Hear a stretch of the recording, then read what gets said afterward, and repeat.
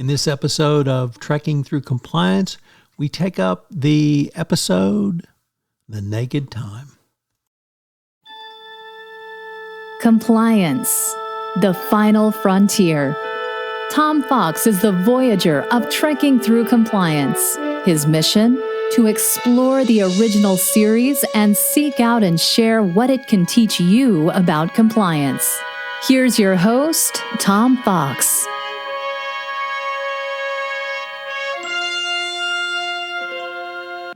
Episode 4, The Naked Time. Air date, September 29, 1966. Directed by Mark Daniels and written by John D.F. Blank.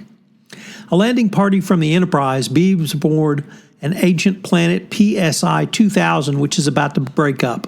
They find all 6 of the remaining crew manning the station dead. However, the circumstances are quite bizarre, since the life support systems have been switched off and everything in the station is frozen solid. Crewman Joey unwisely removes his glove and is contaminated by red liquid. When Joey and Spock, the other person on the away team, return to the Enterprise, both are given a clean bill of health by Dr. McCoy. However, Joey notices a strange itch and begins to act irritably and irrationally. He threatens Sulu with a knife and then turns it on himself.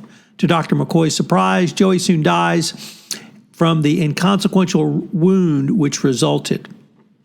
The infection afflicting Joey spreads like wildfire through the crew. As the Enterprise begins a close orbit requiring constant vigilance, Sulu abandons his post for a jaunt at the gym, believing himself to be a rapier brandishing French cavalier. Kevin Riley takes over the engine room and declares himself captain. He demands ice cream for the entire crew and then begins a ship-wide broadcast of his personal rendition of classic Irish ballads, his favorite being Kathleen. As the Enterprise continues to spiral downward, Scotty attempts to cut through the bulkhead to regain control from Riley. Scotty has a stroke of genius, which is to change the laws of physics in an hour. However, this proves problematic. Of course, while all of this is going on, Nurse Chapel infects Mr. Spock and professes love to him. This is extremely difficult for Spock since the infection is causing him to become excessively emotional. Spock then passes on the infection to Kirk, who begins exhibiting paranoia and loss of ability to command. Kirk is reduced to an ineffectual hand-wringer who can do nothing except antagonize over the fear that he's losing command of the Enterprise. Luckily, Bones finds the antidote just in time, and Riley is dislodged before the audience's ears are permanently damaged by his wrenching ballads. After mixing matter and antimatter at a colder temperature than recommended, according to an untested intermix formula, the Enterprise is thrown into a time warp, which causes the chronometer to run backwards. This allows the Enterprise to escape the breakup of the planet and return to its 71 hours into the past, and therefore before any of the episode took place. I found this to be one of the most interesting episodes, and certainly fun from the perspective of requiring the actors to stretch out from their traditional roles in Star Trek. Even if this was only the 4th aired episode, it was the 7th which was recorded in the series production schedule. In this episode, we have to talk about Mr. Sulu and his swashbuckling impulse as he becomes D'Artagnan. Is this his true character? Is this an impulse? We really don't know. But it did have one of the greatest lines in all of Star Trek, and it's subtly said that you might even miss it. At one point, Sulu, when he believes he is D'Artagnan, takes possession of Lieutenant Uhura, and calls her, quote, a fair maiden, end quote, to which she responds, sorry, neither. Great acting in this. And the featuring of Mr. Sulu really led George Takei to repeatedly mention in interviews that this is his favorite episode. He spends an entire chapter on it in his autobiography. He actually did not know how to fence before this episode aired, so he had to spend a lot of time practicing.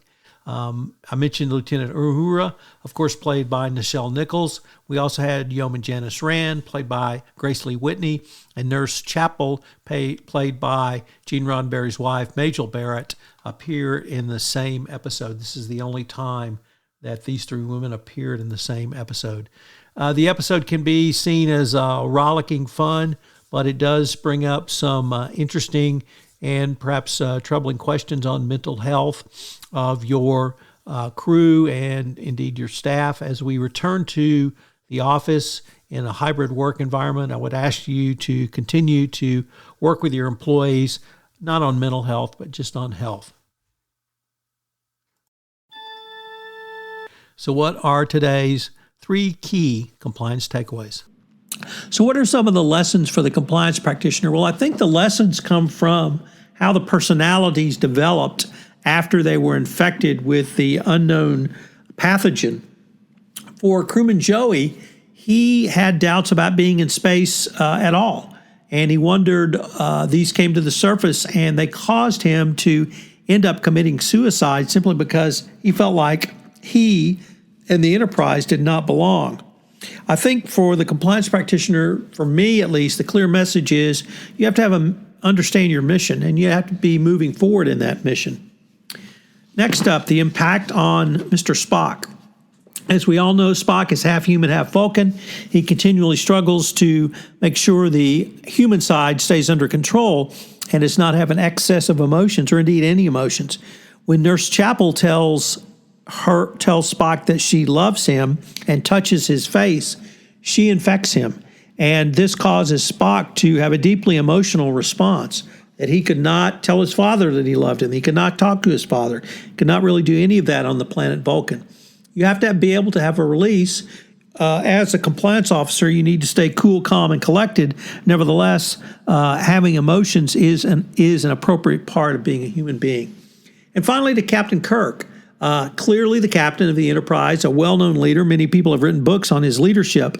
And I think the lesson from him is that he becomes an ineffectual hand-wringer who cannot do anything except antagonize over the fear that he's losing command, but also what he should do in command. As a leader, you're going to be called upon to make a decision. And Harry Truman said it best when the buck stops here. As a chief compliance officer, you're going to be called upon to make a decision. So that's part of being a leader. If you can't make decisions, you really shouldn't sit in the CCO chair. I hope you've enjoyed this wrap-up of The Naked Time, and I hope you'll join me tomorrow for our next episode where we take a look at the enemy within. If you enjoyed this episode of Trekking Through Compliance, you can help it grow by sharing it with the biggest Trek fan you know.